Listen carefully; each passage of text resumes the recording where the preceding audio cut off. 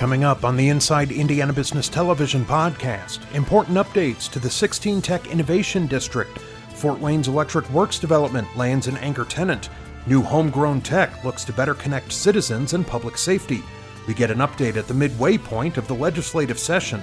Circle City Broadcasting's owner talks local partnerships. Lucas Oil Stadium earns praise for sensory inclusion, and our panel of insiders takes on the top stories of the week. Welcome to the Inside Indiana Business Television podcast. I'm Andy Ober. We've covered the 16 Tech Innovation District in Indianapolis quite a bit on Inside Indiana Business. Organizers have now selected partners to operate the incubator, makerspace, and artisan marketplace. 16 Tech Chief Operating Officer Emily Kruger joined Inside Indiana Business host Gary Dick with that and more. I want to talk about this major development, but first, many have heard of 16 Tech. Let's remind folks of what this is, a major innovation district in the old, near the old Busch Stadium on West 16th Street. Talk about 16 Tech. Correct. We're in the process of developing 50 acres on the near northwest side of Indianapolis. And it's a mixed-use development project, and it's intended to attract innovators and entrepreneurs in the life sciences, advanced manufacturing, and technology industries, and to create a place that facilitates collaboration through public spaces and through some of the connectivity with the city that we're here to talk about today. And as I mentioned, in a big way, this is a talent play, and a tractor to bring really innovative industries, businesses, and others, and the talent that comes with it to Indianapolis. Correct. Yeah. We're excited. The first building, which is under construction, is fully leased and will house the Indiana Biosciences Research Institute, the CICP initiatives, and also the IU School of Medicine. We have a second project that's under construction right now, and we are pre-leasing also the second new office building at 16 Tech. And additional news this week, in particular, you're talking about a bridge, physically a bridge that will link the 16 Tech Innovation District essentially with IUPUI and the researchers and innovation and all in that area. Talk about what this bridge will mean. Sure. The bridge is really much more than a physical structure for 16 Tech. It does provide the connectivity to the anchor institutions and assets to our south that you mentioned, and also the historic Riverside neighborhood, which is to our north. But it really symbolizes the connectivity, too, between people and ideas that's at the heart of the mission of the 16 Tech Innovation District. And this, I know as we were talking off camera, you're really putting a lot of effort in this, bringing in some national folks even, right, as you look at the design of this, the look, the feel, all those types of things. That's right. We're soliciting qualifications from teams across the country and the globe to partner with our local community and to help us think really thoughtfully, not just about the bridge, but other entrances to the district as well as wayfinding. This is an opportunity to really start to establish the identity of the public realm at 16 Tech, and we want the designers to be thinking about this in a thoughtful way within the context of the district and also the city. We've put together a selection committee that includes some local representatives as well as individuals who can bring a national perspective as we review the qualifications of these teams. 16 Tech has been talked about for a long time, and for a long time it was a lot of talk and you didn't see much happening. That's obviously changed. In addition to the bridge, the two buildings you talked about, there's also the hub, the old Indianapolis Water Company building. Correct. That is now being transformed into something very different. Yes, in January we started demolition of that building, and it's an adaptive reuse project. It will ultimately create a maker space, flexible office space, and also an artisan market with food, beverage, and amenity options for the tenants in the district. It's the second building project that we have under construction, and it will be complete before the end of the year. You mentioned that food marketplace, and again, back to this whole talent attraction piece, the offerings there from food and other things, it's an important piece of the overall development. Very much so.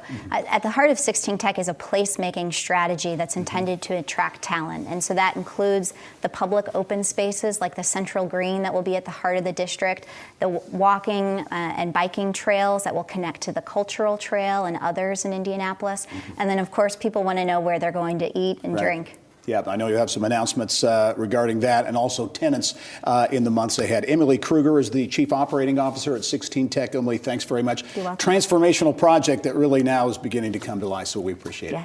All right.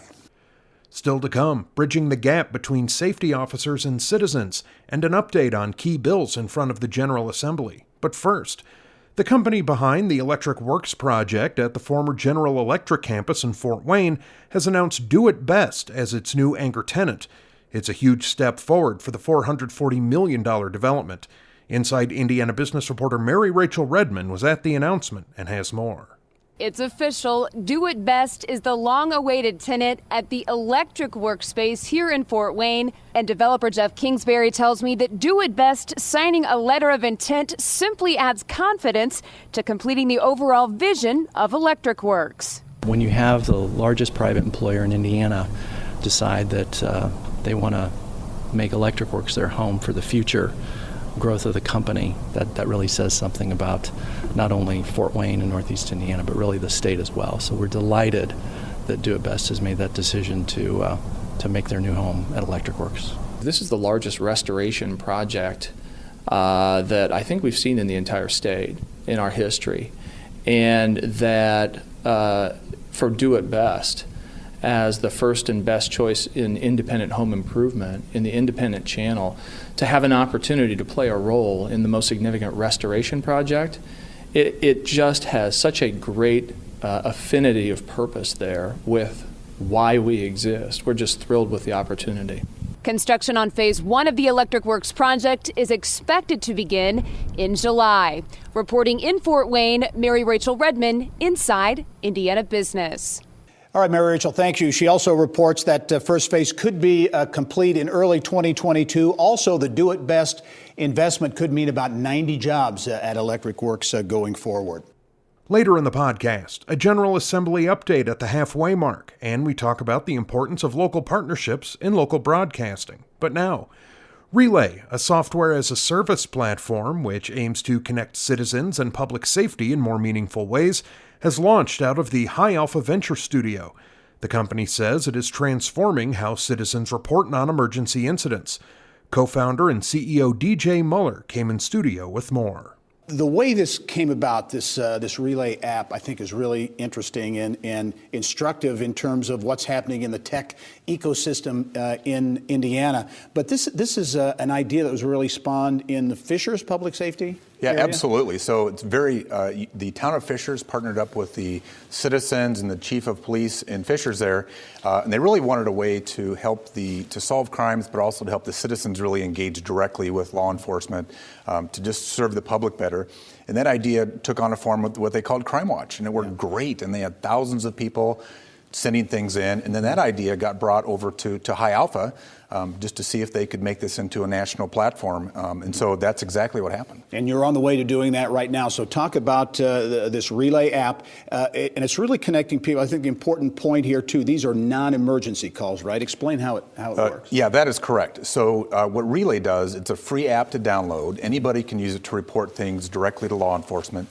So, for example, if you're out walking your dog and you see a suspicious vehicle or something, you could even discreetly take a picture, and it immediately finds the nearby local law enforcement. And they're able to see it right on their phone or even their in-car computer system, and then close the loop, too. They can tell you, hey, I checked out that car. That was actually the car we were looking for. We made an arrest, and kind of close that loop. And this takes activity away from 911 that tends to get tied up sometimes with these non-emergency calls. Yeah, so we all know that 911 systems are really understaffed, and they've got a lot going on, and their focus needs to be on emergency. But unfortunately, more than half of the issues that come into the emergency centers are actually non-emergencies. So really our vision is to be able to help all public safety personnel by being able to alleviate some of that pressure on the dispatch centers. Yeah, really using technology in the process. And I know you're quickly gaining traction, over 5,000 users already. Talk about where you are with the app. Yeah, so it actually works anywhere in the United States today, but we're really focused here in central Indiana. So Hamilton County, Fishers, Avon, Fortville has just come online as well.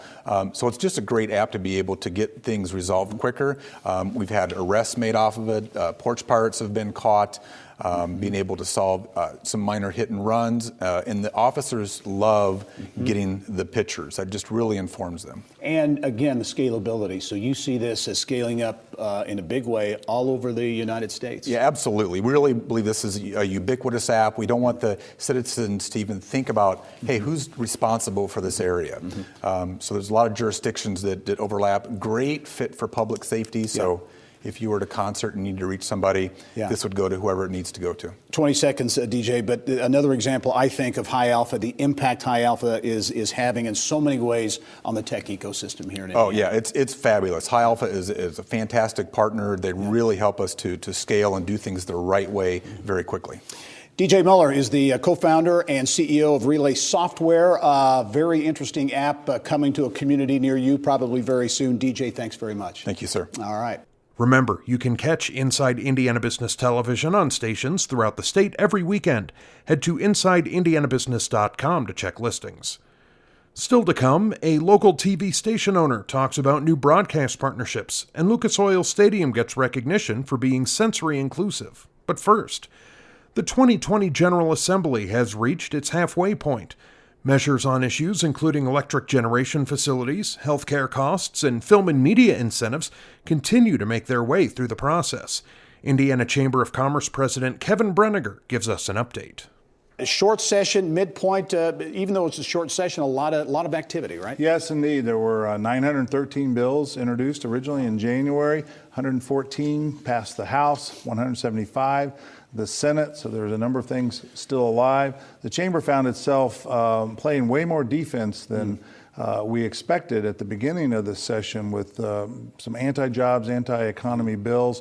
In the last couple of weeks, we've been successful in knocking most of those back, and a number of positive things moving forward as well. Let's talk about a couple of hot button bills. One, electric generation facilities, House Bill 1414, deals with utilities phasing out coal-fired generating plants, right?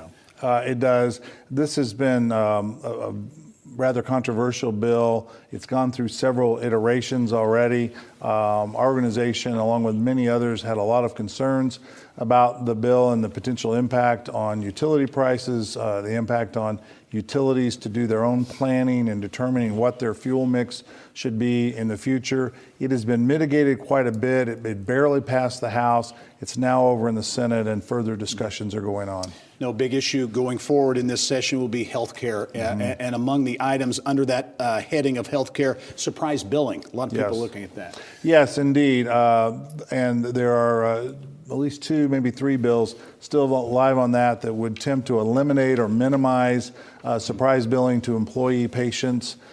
So when they end up with an out-of-network provider that they didn't know was going to be part of the procedure that they're receiving. Also looking at an all claims payer database so that people can get information about what's it costs and get a little competition going forward, as well as transparency with providing price information to patients before they have their procedure, rather than 2 or 3 months after the fact. Need to get to 2 things. So briefly, if we could, tobacco, update on tobacco. Yeah, the age 21 for both smoking and vaping, raising the legal age.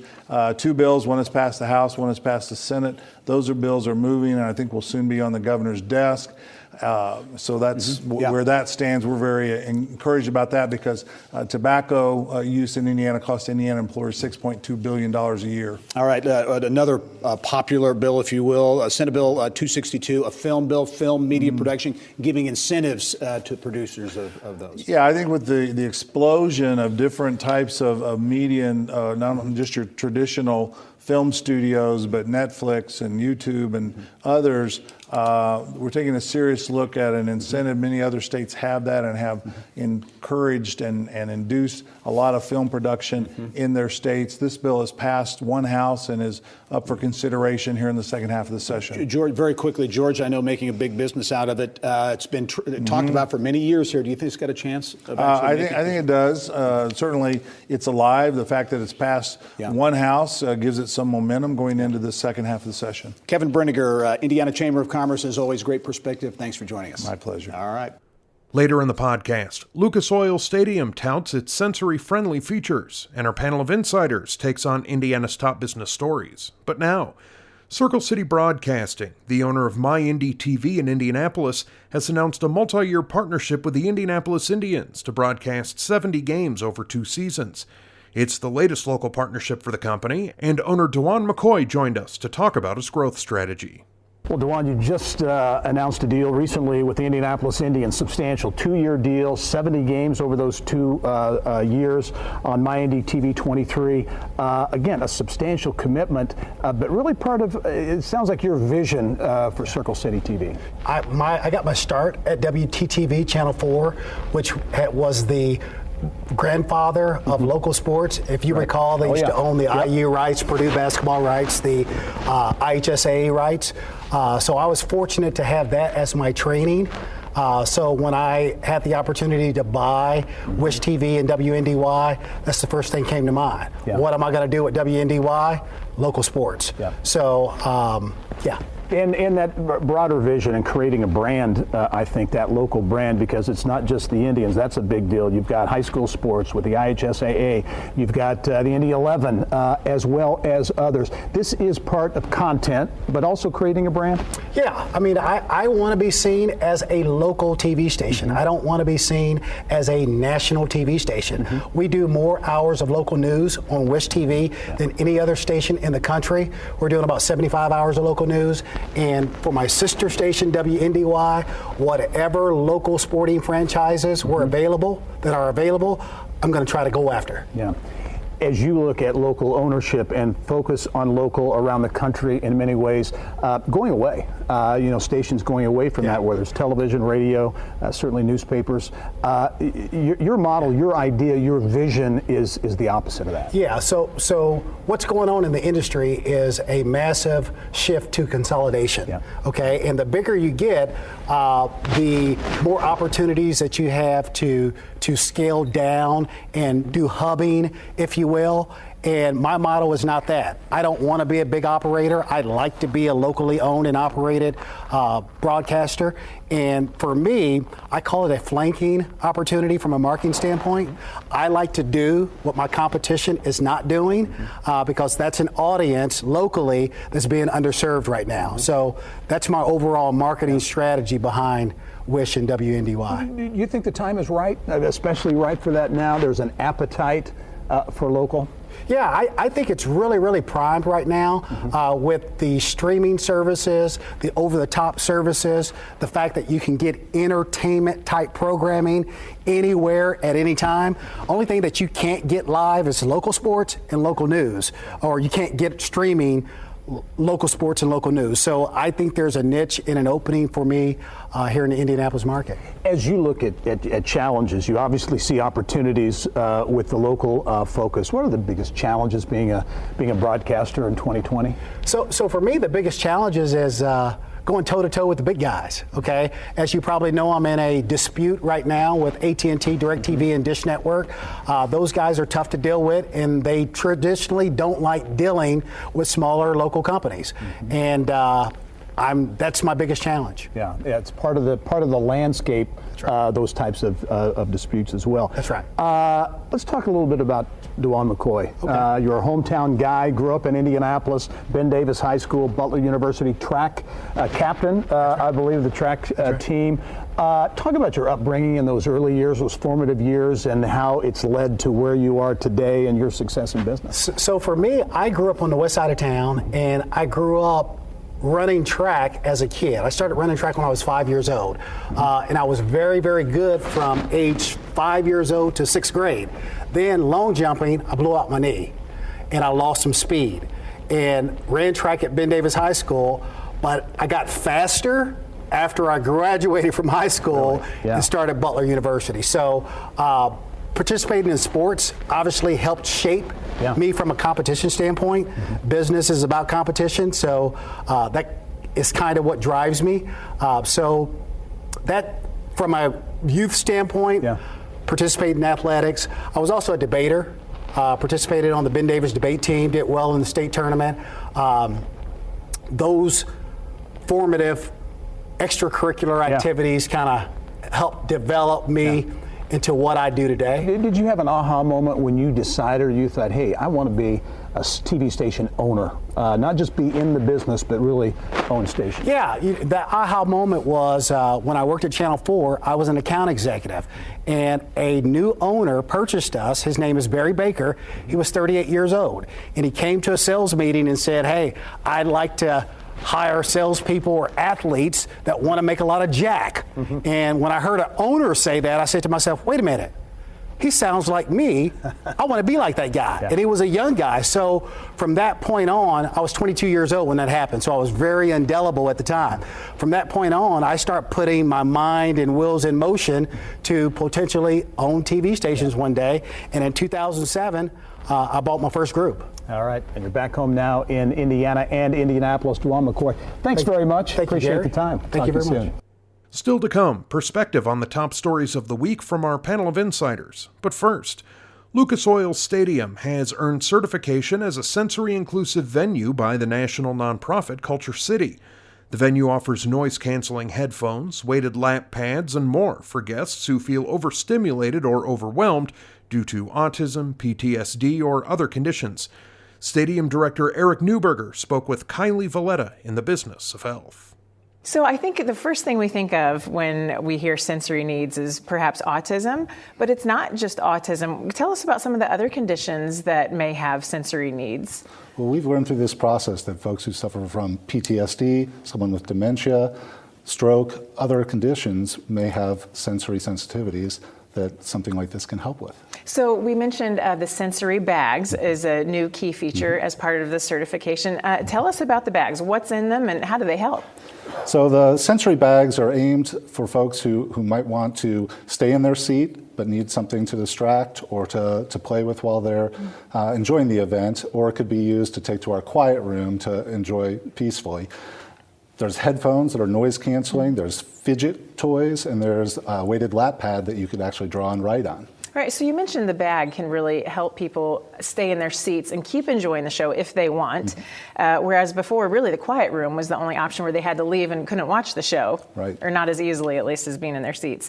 Oh, another really neat feature of this certification is the staff training that happened at Lucas Oil. Tell us about that. Over 800 staff members trained. That's right. I'm most proud of that. We had 832 of our game day staff, including our administrators, take the course, where we got a chance to learn how to identify folks who may be experiencing this, and also how to best interact so that people can continue to enjoy the show or sporting event. And interesting, everyone from food and beverage to, like you said, administrative staff. That's right, yeah. Our security folks, ushers, ticket takers, center plate, our caterers. It's great, full coverage.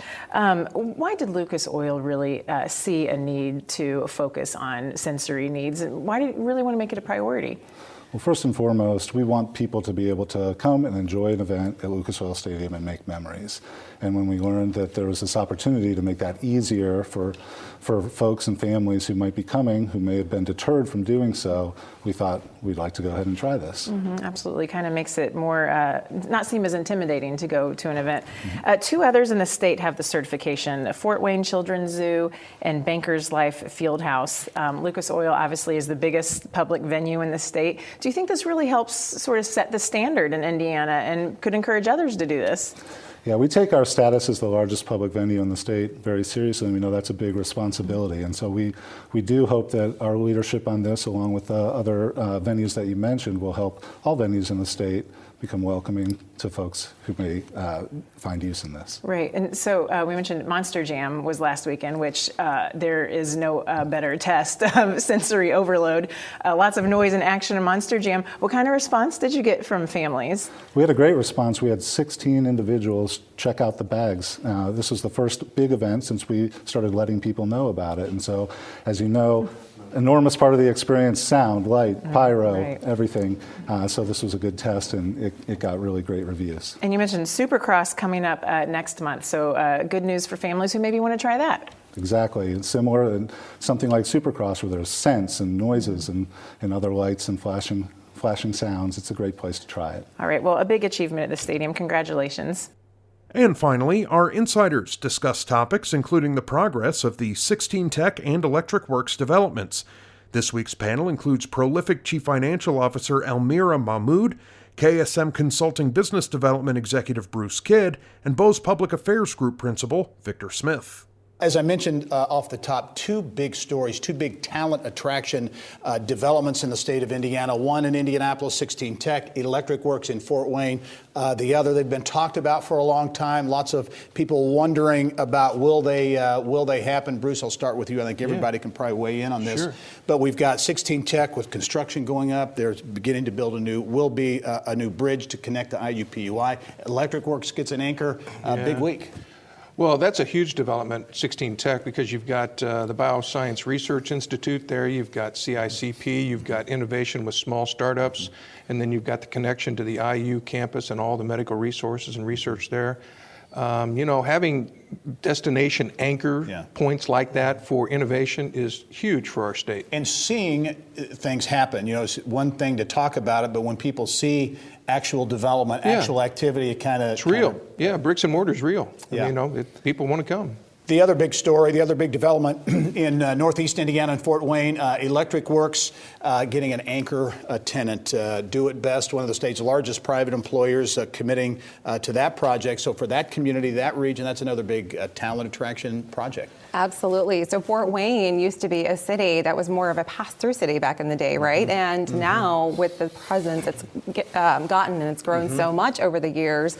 And for something like Do It Best to come to Fort Wayne and establish a headquarters there. Now think about what that's going to do for the construction market in Indianapolis and the ease of going to market for all the new residential and commercial construction. Yeah, good point on that. The continued momentum for Fort Wayne too. I think the community has been vested in this. A lot of different people on both sides of the aisle have been invested in this, and it's really good to see somebody like Do It Best, as you said, the largest private employer in the state, to make a big investment in their hometown. You are a former Indiana Secretary of Commerce, so you lived this and did this for a number of years, but this whole aspect of talent attraction and how important that is, and how these projects, people look at them, well, it's a life sciences project, it's an entertainment, it's really a talent project. It is a talent thing, and as you remember, and as it remains today, the younger generation today, they choose where they want to live first, and then they look for a job.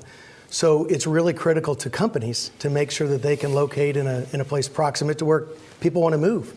Because if that's where the talent is, companies are going to follow. So it's this quality of place is important. So good news on two big projects in the state of Indiana. Also, connectivity to Indiana continues to be a big issue. We've talked a lot about the nonstops at Indianapolis International. Almira, this week we received news that Allegiant will be adding nonstop flights out of Fort Wayne International as well. So not just Indy getting the nonstops, but regional airports like Fort Wayne as well. Yeah, and this is fantastic for the Indiana economy. Not only does it provide frictionless business opportunities, but it also provides frictionless leisure travel from places other than just Indianapolis. Like you said, Fort Wayne and South Bend as well. So again, great for the Indiana economy. I think this is the governor also delivering on the next level connections, as he talked about. And there was money earmarked in the last biennium, as you remember, to do just stuff like this. So it's important to the local economies. And not just Indianapolis, it's getting these. It's some of the other cities throughout the state, which is important. The Allegiant nonstops from Fort Wayne to Las Vegas announced this week, and now 14, I think, nonstops out of Fort Wayne. Another connected to the governor, too, Victor, but Bruce, as we look at Crane Naval Surface Warfare Center in southern Indiana, which is such a huge impact on the economy, a lot of technology and innovation down there, but there hasn't really been a lot of collaboration, a lot of working together.